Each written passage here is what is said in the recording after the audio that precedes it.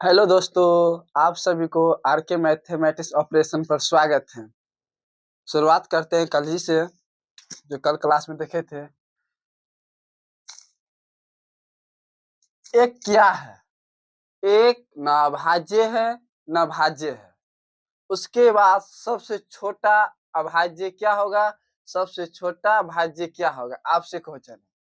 सबसे छोटा अभाज्य क्या है? आपसे क्वेश्चन है दोस्तों। उसके बाद सबसे छोटा भाज्य क्या है? बताइए जल्दी दोस्तों।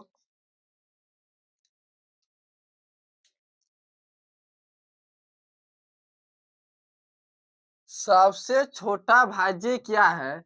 यानी भाज्य संख्या किससे कहते हैं? वैसी संख्या जो अपने आप से कटे, एक से कटे और किसी अलावे से भी कटे, वह संख्या क्या है? भाज्य संख्या। क्या है? भाज्य संख्या है। और अभाज्य संख्या क्या है? एक से बड़ी संख्या तो लेंगे, उसके बाद वैसी संख्या जो अपने आप से कटे और किसी से ना कटे, वो कौन संख्या होगा? अभाज्य संख्या होगा। तो आप बताइए सबसे छोटा अभाज्य क्या होगा और सबसे छोटा भाज्य क्या होगा? हम इसका आंसर लास्ट में देंगे। हम आगे चलते हैं। आगे चलते हैं। सह अभाज्य संख्या किससे कहते हैं?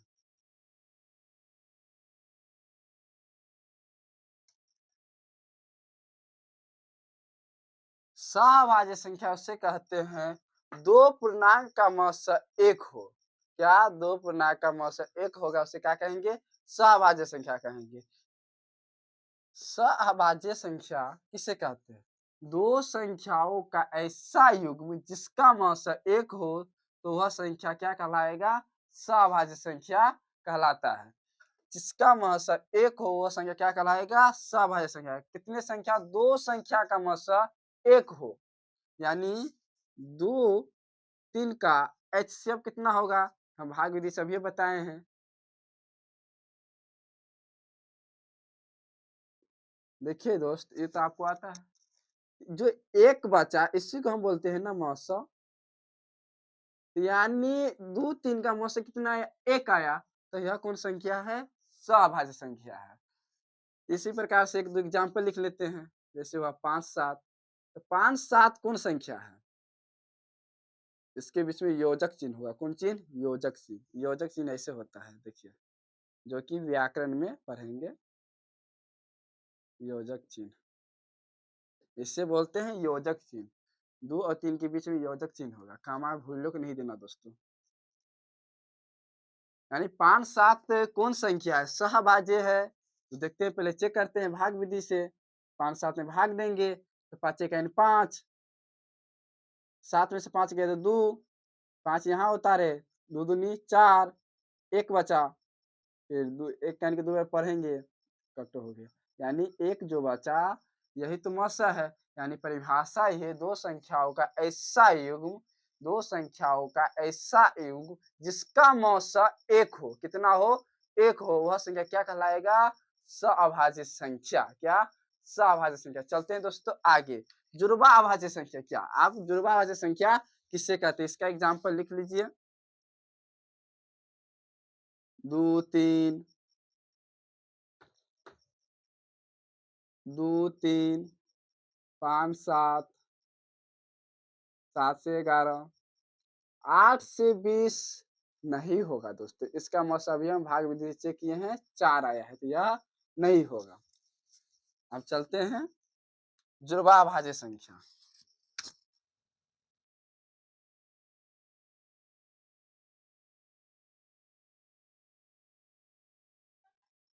जुड़वा अभाज्य संख्या किसे कहते हैं? दो अभाज्य के बीच, दो अभाज्य के बीच केवल एक भाज्य हो, उससे क्या कहेंगे? जुड़वा अभाज्य संख्या कहेंगे। एक बार दोस्तों सुनिए, दो अभाज्य के बीच केवल एक भाज्य हो उसे क्या कहेंगे? जुड़वाभाज्य संख्या कहेंगे। जैसे 3, 5। अब 3, 5 के बीच में देखिए कौन संख्या आता है? 3 के बाद 4 आएगा, तो 4 कौन संख्या है? 4 तो भाज्य संख्या है ना, 4 ही है ना सबसे छोटी भाज्य संख्या। देखिए दोस्तों आपका क्वेश्चन एक मिल गया। क्या क्वेश्चन मिला? कि सबसे छोटा भाज्य क्या है? तो 4। एक तो मिल गया। यानी 2 अभाज्य के बीच एक भाज्य हो उसे क्या कहेंगे? जुड़वा भाज्य संख्या। तो 3, 5 के बीच देखिए दोस्त कौन संख्या आता है? 3 के बाद 4 आता है। 3 के बाद अगर 4 आया तो 4 कौन संख्या है? भाज्य संख्या है ना। तो एग्जांपल देख लीजिए सर। 3, 5। 3, 5 के बीच कौन संख्या आया? 4। यह कौन संख्या होगा? जुड़वा भाज्य संख्या। उसके बाद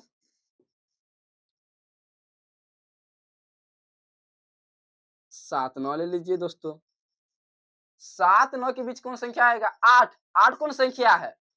8 भी भाज्य संख्या है ना। 8 अगर भाज्य संख्या तो परिभाषा ही 2 भाज्य के बीच एक भाज्य हो, वो कौन संख्या कहलाएगा? तो जुड़वा भाज्य संख्या। दोस्त आप इसी बार का एग्जाम्पल लिख लीजिएगा 80 से।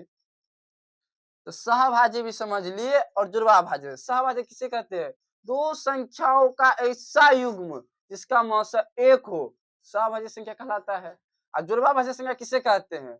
यानी 2 अभाज्य के बीच केवल एक भाज्य हो, वह संख्या जुड़वा भाज्य संख्या कहलाएगा दोस्तों। ठीक है, आगे चलते हैं। दोस्तों वास्तविक संख्या किससे कहते हैं? Real number. वास्तविक संख्या किससे कहते हैं? इंग्लिश में देखेंगे तो इंग्लिश में बोलेंगे रियल नंबर। क्या? Real number. वास्तविक संख्या की परिभाषा कोई नहीं पूछेगा। अगर पूछेगा तो आप बोलिएगा परिमेय संख्या और अपरिमेय संख्या के समूह को वास्तविक संख्या कहते हैं। क्या? परिमेय संख्या और अपरिमेय संख्या के समूह को क्या कहते हैं? वास्तविक संख्या कहते हैं। यानी वास्तविक संख्या कई भाग में बांटे? 2 भाग में। कई भाग में? 2 भाग में। फर्स्ट भाग क्या था? परिमेय संख्या। क्या दोस्तों? परिमेय संख्या। क्या? परिमेय संख्या। दूसरा का भाग क्या है? अपरिमेय संख्या। अपरिमेय संख्या। परिमेय संख्या और अपरिमेय संख्या के समूह को वास्तविक संख्या कहते हैं। तो वास्तविक संख्या कई भागों में? 2 भागों में। आप परिमेय संख्या किसे कहते हैं दोस्तों? परिमेय संख्या कहते हैं वैसी संख्या जिससे p/q के रूप में लिख सके। क्या? वैसी संख्या जिससे हम p/q के रूप में लिख सके वह संख्या क्या कहलाएगा दोस्तों? परिमेय संख्या। अपरिमेय संख्या किसे कहेंगे? वैसी संख्या जिससे हम p/q के रूप में ना लिख सके वह संख्या क्या होगा? अपरिमेय संख्या। क्या? अपरिमेय संख्या। तो लिखते हैं दोस्त परिभाषा। वैसी संख्या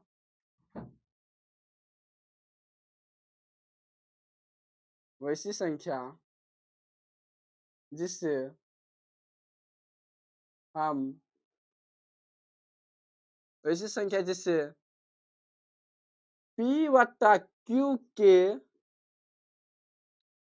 रूप में लिख सके। दोस्तों यह चीज दिखना कि p और q पूर्णांक होना चाहिए। क्या? p और q पूर्णांक होना, वो भी लिख देते हैं।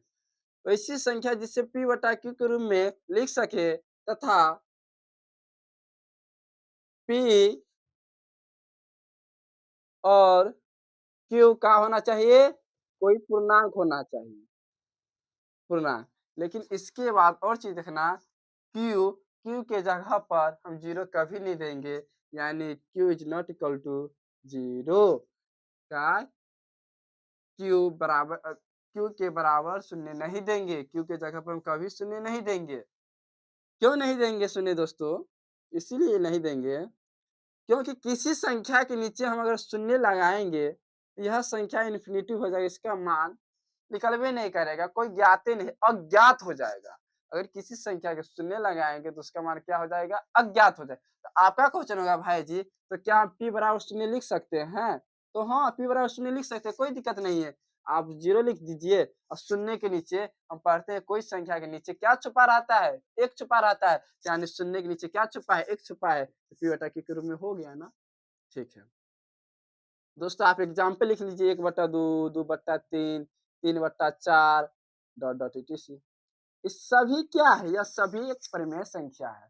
सभी क्या है? एक परिमेय संख्या है। परिमेय संख्या की एक बार परिभाषा देखिए, वैसी संख्या जिससे हम p बटा q के रूप में लिख सके तथा p और q क्या होना चाहिए? एक पूर्णांक होना चाहिए और q बराबर हम शून्य कभी नहीं रख सकते। अगर शून्य रखेंगे तो मेरा मान क्या होगा? ये कल्बे नहीं करेगा, अज्ञात हो जाएगा, इन्फिनिटिव हो जाएगा, अनंत हो जाएगा। दोस्तों आप परिमेय संख्या के भी दशमलव प्रसार देखें, परिमेय संख्या का दशमलव प्रसार 2 भागों में बांटा गया है। फर्स्ट भाग हुआ शांत आवर्त। क्या दोस्तों?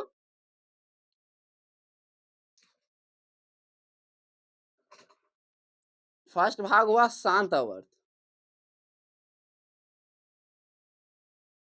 दूसर का भाग को देखिए अशांत आवर्त।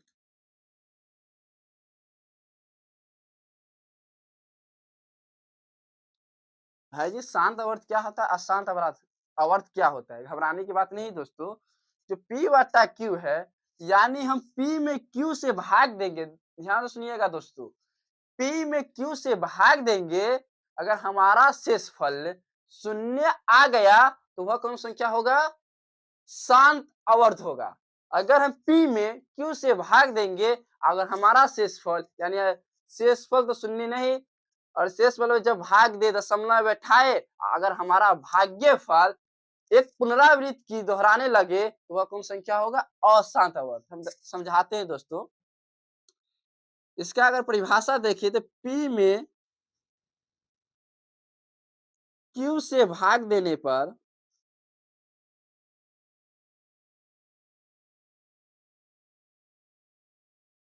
p में q से भाग देने पर शेषफल क्या है दोस्तों?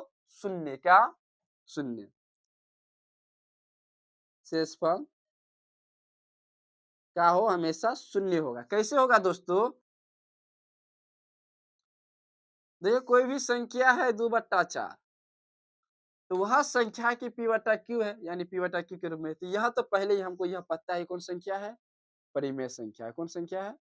परिमेय संख्या है। अब परिमेय संख्या में बोलते हैं ये हुआ p, ये हुआ q। तो p में q यानी हम क्या बताएं? p में q से भाग देने में, यानी 4 में 2 से भाग देंगे दोस्तों। 4 में अगर 2 से भाग देंगे, 4 2 से तो कटेगा नहीं, क्योंकि 4 से 2 छोटा है। या तो 4 से 2 छोटा है ना, तो भाग कभी होगा नहीं ना होगा। तो यहाँ अगर 0 दिए तो यहाँ पर दशमलव हुआ, 4 पंचे 20। देखिए दोस्तों इसका भी शेषफल शून्य आ गया। अगर यहीं पर 4/2 रहे और 2 में 4 से भाग दिए दोस्तों तो 2 दूनी 4। देखिए शेषफल शून्य आया ना। और अशांत आवर्त में हम देखेंगे दोस्तों, अगर किसी संख्या से भाग देंगे, यानी p में q से भाग देंगे, तो हमारा शेषफल शून्य तो आएगा। शेषफल अगर शून्य आ भी जाएगा तो जो उसका भागफल होगा एक पुनरावृत्त की तरह दोहराएगा। पुनरावृत्त का मतलब 1 2 3 जाएगा, फिर उसके बाद 1 2 3, फिर उसके बाद 1 2 3, फिर उसके बाद 1 2 3। नहीं विश्वास होता है दोस्तों, आप कॉपी में नोट कीजिएगा। यह संख्या आप 200 पेज बना लीजिएगा, लेकिन यह संख्या कभी न कभी एक शेषफल बचेबे करेगा। एक शेषफल आप काटने का प्रयास कीजिएगा तो बार बार यह संख्या दोहराइएगा। आप करके देखिएगा, आपके लिए मेन टास्क है क्या? 7 में 22 से भाग दीजिएगा तो 7 क्या 21 होगा। करके देखिए, हम करते नहीं, एक बचेगा। आप यहाँ 0 देंगे, यहाँ दशमलव देंगे, इसी प्रकार कभी न कभी एक शेषफल बचेगा। और देखिएगा संख्या कैसे दोहराता है, यानी पुनरावृत्त होता है। उसी संख्या क्या कहेंगे? अशांत आवर्त करते हैं। और अपरिमेय संख्या किससे कहते हैं? आप दोस्तों देखते हैं अपरिमेय संख्या किससे कहते हैं? क्या? परिमेय संख्या के शांत और अशांत दोनों समझ लिए। और अपरिमेय संख्या आप किससे कहते हैं? अपरिमेय संख्या। क्या? अपरिमेय संख्या। देखिए दोस्तों, नाम में भी सिर्फ अ आया है, यानी यहाँ परिमेय है, यहाँ अपरिमेय है। परिभाषा भी वही लिखेंगे। तो अतिवैसी संख्या जिससे हम p बटा q के रूप में ना लिख सके वह कौन संख्या होगा? अपरिमेय संख्या होगा दोस्तों। तो बोर्ड पर लिखते हैं वैसी संख्या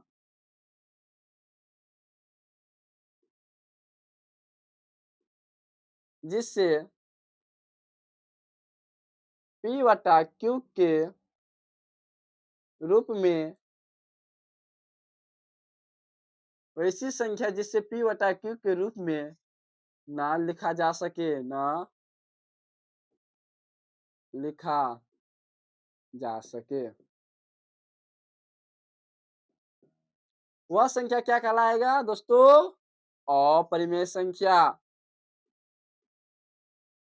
अपरिमेय संख्या क्या कहलाएगा दोस्तों? अपरिमेय संख्या कहलाएगा, यानी अपरिमेय संख्या कहलाता है। वह अपरिमेय संख्या कहलाता है। वैसी संख्या जिससे p बटा q के रूप में ना लिख सके, वह संख्या क्या कहलाएगा? अपरिमेय संख्या है, जिससे हम p बटा q के रूप में ना लिख सकते हैं। देखते हैं दोस्तों कौन सी संख्या है। आप क्या √2 को √2 को p बटा q के रूप में लिख सकते हैं? नहीं लिख सकते हैं। √4 को, हाँ, √4 को लिख सकते हैं दोस्तों। कैसे?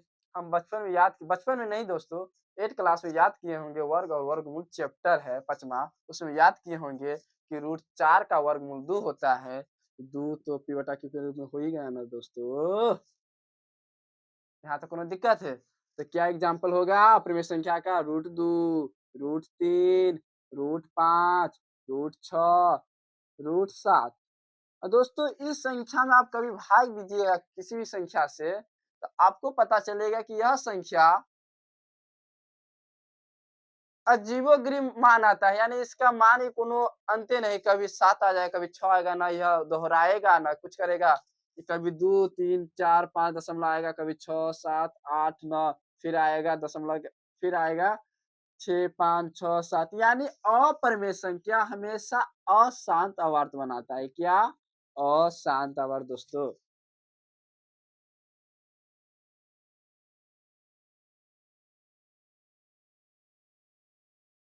यानी अशांत आवर्त बनाता है अपरिमेय संख्या, इसका दशमलव प्रसार। इसमें हम देखेंगे यह संख्या जब भाग देंगे तो कभी न कभी दोहराएगा, दोहराएगा नहीं दोस्तों, यानी संख्या कोई निम्नतम देखने में अच्छा ही नहीं लगा, अजीबो-गरीब, यानी 1, 2, 1 के बाद दशमलव 2, 3, 3 आ गया, 7 आ गया, 8 आ गया, कुछ भी आ गया, फिर 6 आ गया, 5 आ गया, 4 आ गया, 1 आ गया, 9 आ गया, 3 आ गया, यानी जब इसमें कोई संख्या से हम भाग देंगे, इसका जो बचेगा भागफल, इस भागफल में हमको पता चलेगा कि यह संख्या मतलब हर बार मान चेंज करता है। अपरिमेय संख्या यानी इसका मान हमेशा बदलता रहता है। अगर पूछे कि अपरिमेय संख्या का दशमलव प्रसार क्या है? अगर कोई पूछे अपरिमेय संख्या का दशमलव प्रसार क्या है? अपरिमेय संख्या का दशमलव प्रसार हमेशा ऑलवेज टाइम क्या होगा? अशांत आवर्त होगा। क्या होगा दोस्तों? अशांत होगा, यानी इसका मान हमेशा बदलता रहता है। इसमें देखेंगे परिमेय संख्या में शांत आवर्त का शेषफल 0 आएगा, यानी इसका जब p में q से भाग देंगे तो शेषफल 0 आ जाएगा। यह मान को उतना उसका माने मतलब नहीं, 0 आएगा अपना खत्म कर लेगा। और अशांत आवर्त में देखें परिमेय संख्या के, तो यह जो भागफल बचेगा, यानी दोस्तों इससे भागफल कहते हैं। अब भागफल आएगा, यानी दशमलव के बाद देखेंगे कि 1, 2, 3 गया, फिर से रिपीट कर दिया 1, 2, 3, फिर से रिपीट कर दिया 1, 2, 3। आप दोस्तों भाग दीजिएगा साथ में भाग 22 से, देखिएगा क्या इसका कंडीशन है। दोस्तों एक मेन बात है कि ये सब तो पढ़बे करते हैं सब दिन, एक कुछ खास चीज हम पूछते हैं आपसे दोस्तों कि दो परिमेय संख्या के बीच कितने परिमेय संख्या होंगे? कितने परिमेय संख्या होंगे? कितने परिमेय संख्या होगा? यानी कोई भी दो परिमेय संख्या ले लीजिए दोस्तों, आप 2, 3 ले लीजिए, इसके बीच कितने परिमेय संख्या होगा दोस्तों? इसके बीच अनंत परिमेय संख्या होगा। अब कैसे होगा देखिए ना, इसके इसके बाद आप 1 लिख सकते हैं, इसके बाद आप 0 लिख सकते हैं, इसके बाद आप इधर से भी लिख सकते हैं 1.5 इसी के बीच आएगा, 2.5 इसी के बीच आएगा, फिर 2.05 इसी के बीच आएगा, फिर 2.005, 1.5, 1.05, यानी दोस्तों 2, 3 के बीच अगर संख्या रेखा में देखें दोस्तों, ये 2, 3 आया, एक स्केल देखिएगा दोस्तों, जो बचपन में स्केल से पारते उसमें कितना डायल रहता है 10, उसके बीच भी 10, उसके बीच भी 10 मिलीमीटर, उससे भी छोटा, उससे भी छोटा, यानी इसके बीच 10 लाइन हुआ, इसके बीच भी 10 लाइन हुआ, फिर इसके बीच 10 लाइन हुआ, फिर इसके बीच, यानी इस 2 और 3 के बीच कितने परिमेय संख्या होंगे? तो अनंत परिमेय संख्या होंगे। अगर आज से कोई पूछे कि 2 परिमेय संख्या के बीच कितने परिमेय संख्या? अनंत परिमेय संख्या। 2 परिमेय संख्या के बीच कितने परिमेय संख्या? तो अनंत परिमेय संख्या।